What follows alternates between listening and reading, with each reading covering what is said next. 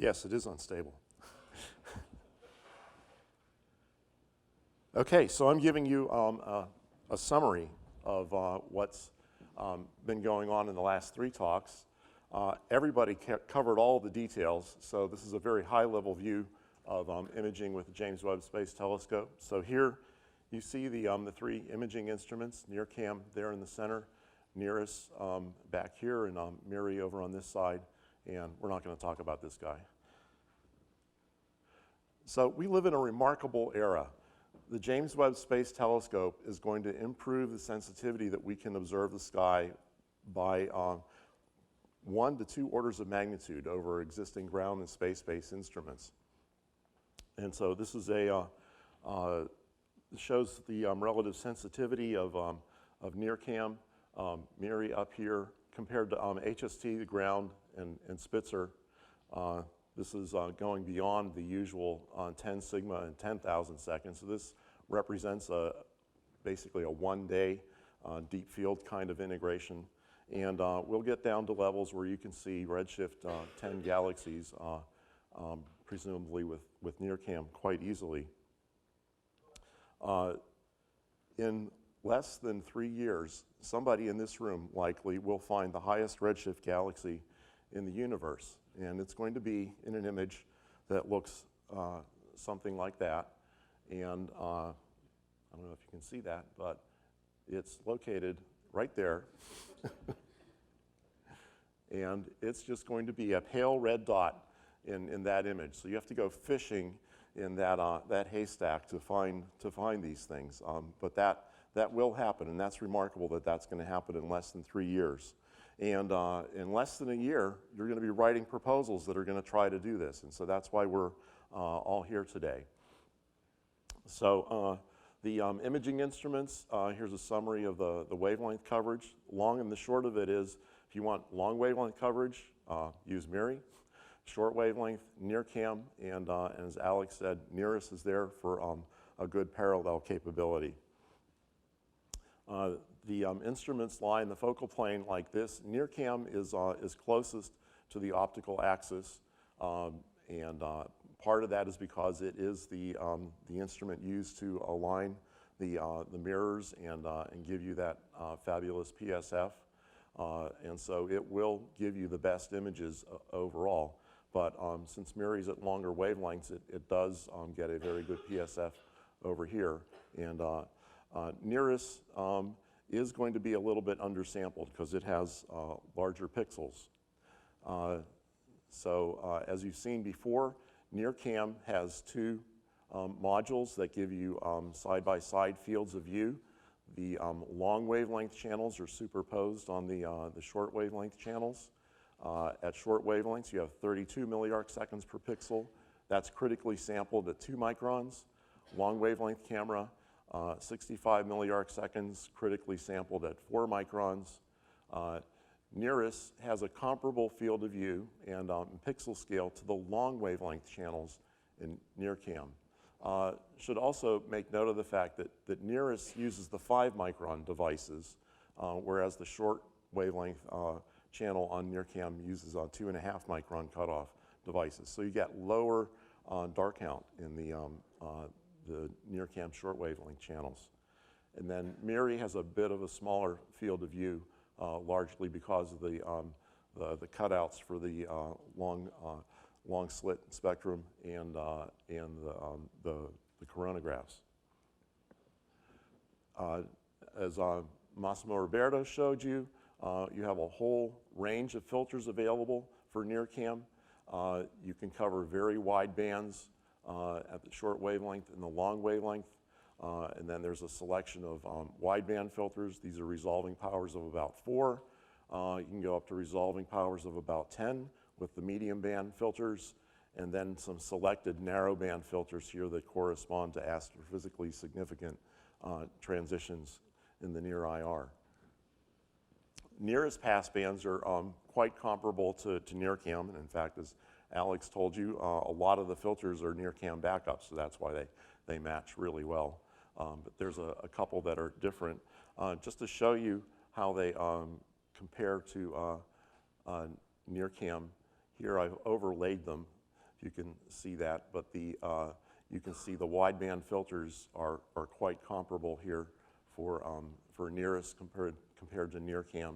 So if you're doing parallel observations and you pick these wideband filters, you'll get good comparable wavelength coverage in both fields of view.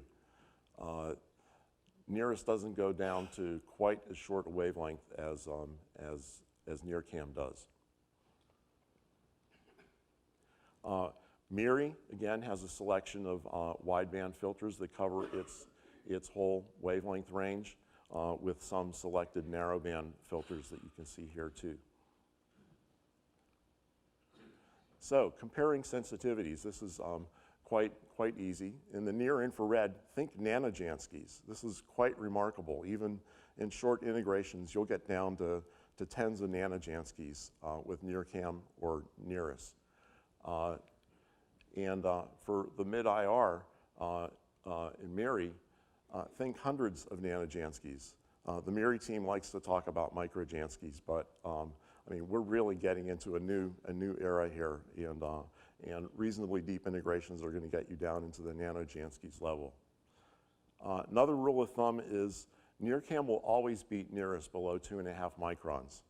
And that's because these 2.5 micron devices have lower dark current, and the NIRCam short wavelength pixels are smaller than NIRCam, so the sky background is less. So in the wideband filters in NIRCam, you actually will see significant sky in 1,000-second integrations, even in the low ZODI portions of the sky. So you're not going to be, well, the sky at those low portions is comparable to the read noise in a 1,000-second image for NIRCam. So you can see the sky. So this compares the NIRCam and NIRCam sensitivities here. Signal to noise of 10 and 10 kiloseconds, and you see you're getting down into the 10 nanojansky level with NIRCam, and NIRCam is just slightly above that. In the long wavelength, they're almost directly comparable. MIRI sensitivity here in the 5 to 15 micron range, where you're dominated by the ZODI and not the telescope. You're getting down to the hundreds of nanojansky levels that I was talking about. So a key thing I wanted to touch on, Massimo Roberto went into this a bit, is how important dithering is to improve your imaging quality. You really want to dither with JWST, and there's several reasons for that. You're going to mitigate detector defects. So there are bad pixels and clusters of bad pixels in all of the detectors. There are going to be low frequency flat field errors that you'll want to remove with your dithering. There is going to be persistence. Even though it's much better than, say, the IR channel on WFC3 right now, there will be persistence corrections for bright objects that have been observed before in your image.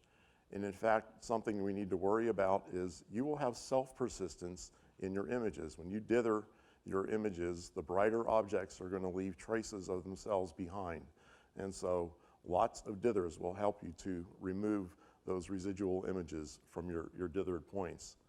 And for a similar reason, you don't want to keep that image on the same point, because you'll have your PSF from your current image is really modified by the persistence of that image. So you want to move that to a fresh spot on the detector quite frequently. This will also help you detect cosmic rays, because you've moved them in different places on the detector. With these non-destructive read devices, you can detect the cosmic rays going up the ramp, but you get redundant measures of that for the low-level cosmic rays by dithering sources to different locations on the detector.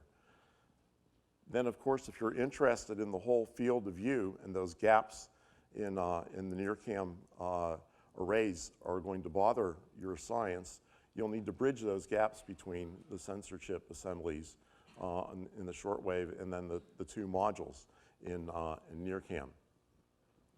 So that's what the primary dithers, where you move tens of arc seconds around in the field are going to help you improve your imaging.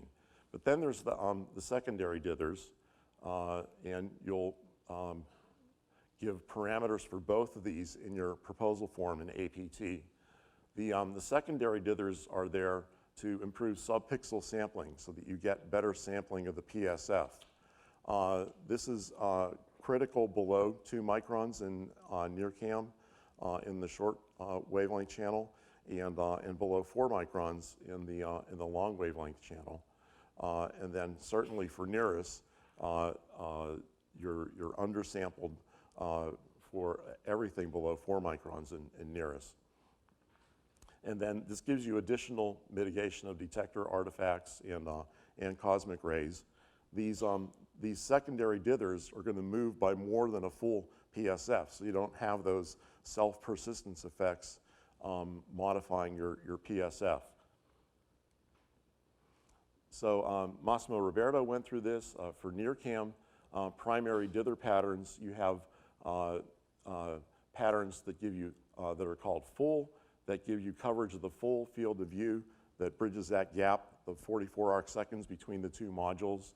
Then there are the intra-module dithers that look at just one module, A or B, and it gives you dithers of order 5 arc seconds to bridge those 5 arc second gaps that are between the SCAs. And then there's dither patterns where your target fits within one sensor chip assembly, and so you can dither around and keep that within that one sensor chip assembly, and get very good self-calibration out of your assembly of images. So you can also choose none for your dither pattern, and one case for this is to use mosaics to handle the large-scale dithers, and I'll get to that in a little bit. The subpixel dither patterns available in NIRCam allows you to measure the PSF by giving you phase diversity across each of the pixels uniformly over the whole field. And the step sizes are actually a small integer number of pixels plus a fraction to fully move the PSF off the current location. And you can do dithers of anywhere from 1 to 64 positions. And the largest pattern of these subpixel patterns spans a diagonal distance of about 1.6 arc seconds. So it's a tiny portion of the field of view. It's meant to just give you better sampling of the PSF.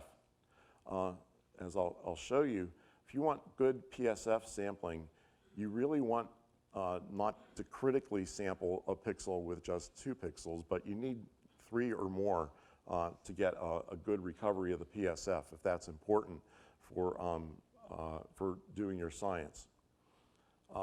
Now, the mitigating factor in all this dithering is that there are overheads that can amount to tens of seconds for each of these dither positions to allow the spacecraft to move and then the disturbances to settle after that. So lots of dithering gives you lots of overhead. On the other hand, you get better data quality out of it. So depending on your science, you have to make that trade between integration time and how much dithering you want to do. So just to show you that good sampling requires more than 3 pixels per PSF. Jay Anderson did an intensive study of this a couple of years ago. So the curves in green here show the optimal PSF as calculated from WebPSF. The blue points are the reconstructed PSF using a spline at the sampled spacings of your dither positions. And then the magenta curves here give you the residuals between the ideal PSF and the one that you've subsampled. And you see with just 1 pixel here, you get residuals of several to 5% in deviations from your PSF. You can't really fully recover that. even with 2 pixels, you're getting several % variations in the PSF. So if good spatial resolution is something that you want to do enough dithers to give you three pixels across your point spread function. So this is something that you'll encounter when you start developing your proposals in APT. Should I use dithers or should I use mosaics? The big difference here is there are fundamental operational differences between how things get moved in the instrument and on the telescope when you're doing mosaics or dithers. If you're doing a dither, all the spatial positions in a pattern are imaged through the same filter before you change the filter. So if you want to do a set of 5 filters in a deep image with NIRCam, you'll first take the first filter, go through the full dither pattern, then rotate the filter wheel to the next filter and go and repeat that whole dither pattern, and then come back and so on. Now, an alternative way to do that is to specify that as a mosaic. And especially, even though the full field dither pattern will give you that 44 arc-second difference, as Massimo Roberto said, you need a new guide star acquisition when you do that full field dither pattern and moving 44 arc-seconds. That's likely. That takes quite a bit of time. So if you're going through 5 different filters and this full field dither pattern, that's doing a new guide star acquisition each time you do one of these dithers. A way around that is to specify an observation like that as a mosaic. And so in a mosaic, all the filters in an observation and then all the smaller dithers that are associated with that are executed before you move to the next mosaic point. So you can do one guide star acquisition, do your 5 filters with just small dithers here, then do the next point that's, say, 50 arc-seconds or 60 arc-seconds over, do your next guide star acquisition there, do your small-scale dithers, and run through all of your filters and assemble your image that way. So the reason that these 2 patterns were chosen this way is there are limited lifetimes to how often you can move the filter wheels. And if you keep spinning them around, we're going to run out of lifetime on the filter wheels before the end of the mission. So we want to discourage moving the filter wheels because we're sort of right on the edge of lifetime for a 10-year mission. But the overheads for doing all those guide star acquisitions can really impact your science. So this is something that has to be weighed carefully when you're developing your proposals. So to summarize, and I guess I will end early, long wavelengths, use MIRI. Short wavelengths, use NIRCam. But consider NIRISS for parallel imaging, and there is one special filter that is significantly different from NIRCam here if you need that. And then I can't emphasize more, you really do want to dither. There's a whole host of things that will fix in the resulting science that you get out of your exposures.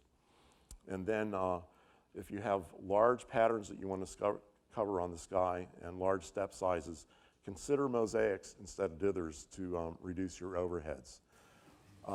At the Institute, we're going to try to develop cookbooks that give you different views of different kinds of science use cases that you'll be able to read through as you're developing your proposals and see how well that matches, and then help you make those choices between dithers, mosaics, and choices of step sizes and readout patterns for the detector. You saw that table that Massimo Roberto put up there for all the readout patterns for NIRCam. It's a real maze to try to go through that.